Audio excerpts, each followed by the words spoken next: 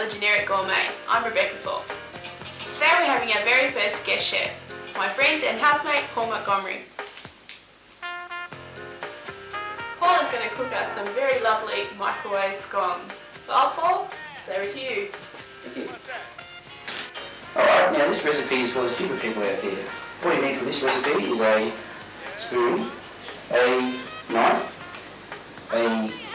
well, this is glass, but we usually use a plastic thing for this, and these ingredients: 25 grams of butter, a spoonful of sugar, medicine, etc., a cupful of milk, a pinch of salt, and 2 cups of self-raising flour.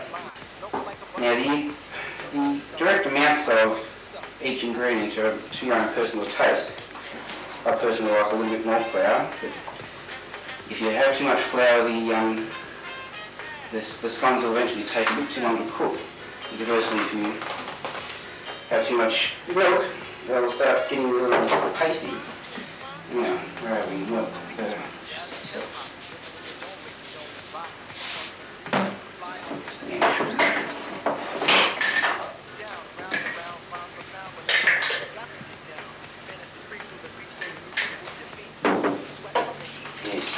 Now the 25 grams usually use the spoon, and you take about, well, it's about a half spoonful.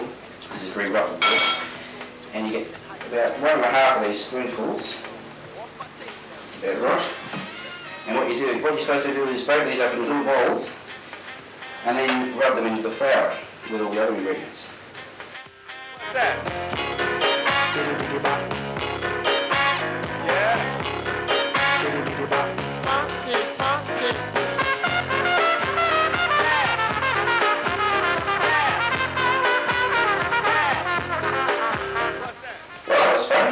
Now for the milk.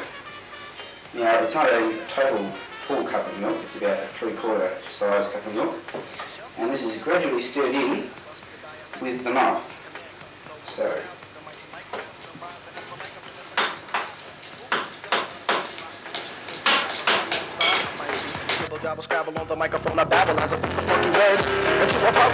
The revolutionary new idea in this microwave scone recipe is that you are supposed to heat the plate which you have put to put these scones on.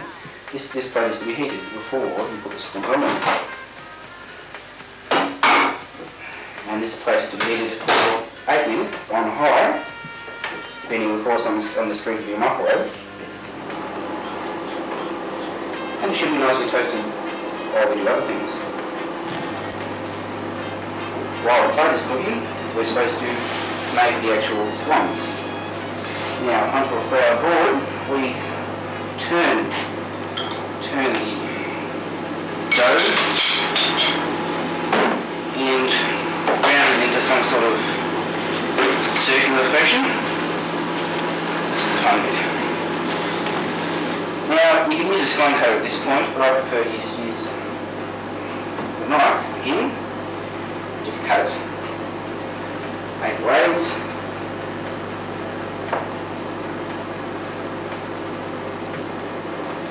And roll each portion into the bowl, like so, coating it with the flour.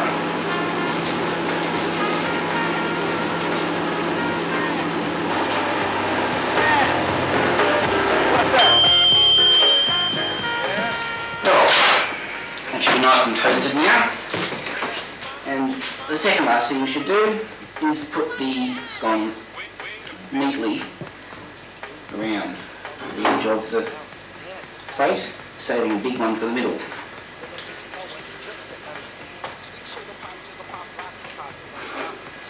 Nice and warm. That goes over for a further 2 minutes, and after those 2 minutes are up, you turn them with the spoon and the knife, and put them on for another 2 minutes, and then we're done.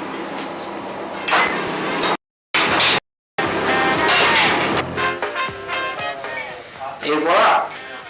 Thank you very much for that, Paul. Yeah, that's great, Paul. Of course, the good thing about having scones is the jam and the cream. And of course, having friends over for tea. Here's Anthony. Okay, well, let's try it out. And how is it? Nice? Beautiful. No, good. Very nice. Lovely. You sure? Yeah. And sweat from the heat.